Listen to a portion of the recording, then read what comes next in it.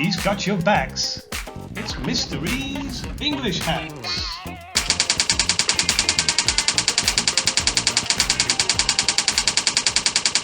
Back in English Lit Hack 7, we looked at how to structure poetry essays. What we're now going to focus in on is sections 3 and 4 of that structure, writing about imagery and writing about language. And we're looking at something called the neon lines technique to do that.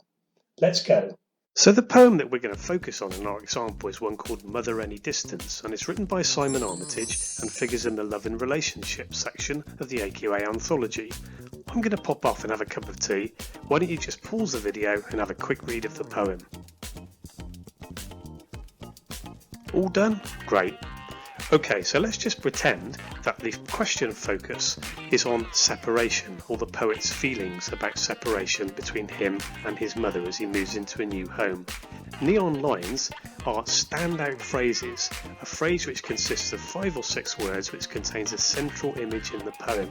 You want to find something like 4 or 5 neon lines over the whole poem, and you want to take a highlighter and highlight each of them. To help you out, I've highlighted 4 neon lines. Each contains a really important image in the poem.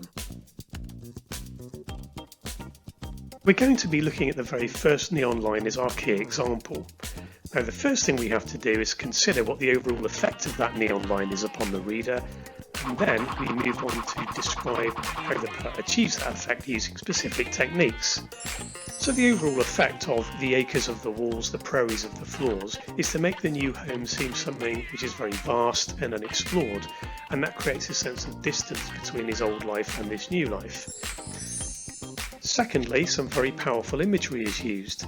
There are 2 metaphors, the acres representing the walls, the prairies, the floors, and these again show that the new experiences loom very large in the poet's young mind. You'll also notice that there are words which connote home, so these are the words walls and floors, much more straightforward, concrete nouns. Finally, there is a repeated structure. There are 2 phrases separated by a comma, and they follow very similar patterns. This is what we call parallel syntax. So let's think about writing this up. We'd start off with a phrase that embeds the neon line into our first sentence. Through describing acres of walls and prairies of the floors of his new home, Armitage creates a powerful vision of a vast uncharted space. Notice how we've also managed to weave in an evaluative adjective, and remember to look at my lit hack on that one. We then go on to discuss how that effect is achieved. The metaphoric acres and prairies thereby exaggerate the distance he feels from his mother, juxtaposed against the connotations of home, the wall and floors. So we've worked in reference to 2 specific techniques there.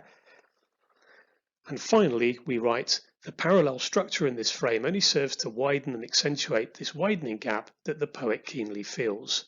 So notice that all the time we're keeping up with that theme of distance, which was specified in the question. Now that's the idea of neon lines, writing about imagery and language in a concise and dynamic way. And remember the key ideas. 1. Identify the focus in the question. 2. Box off around the 4 relevant neon lines that you want to choose.